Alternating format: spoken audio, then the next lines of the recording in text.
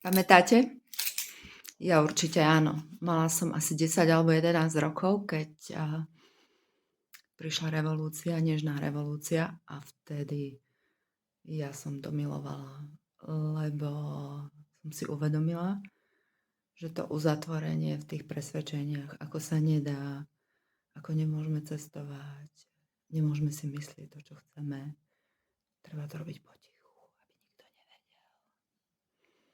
Tak zrazu to bolo iné.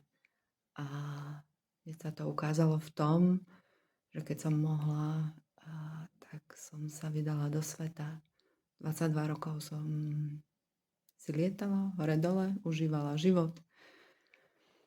A teraz som späť na Slovensku a verím, že to pôjde len do lepšieho. Verím. Takže prajme si krásnu budúcnosť a postarajme sa o to, aby toto bolo lepšie. Ďakujem, pekný deň.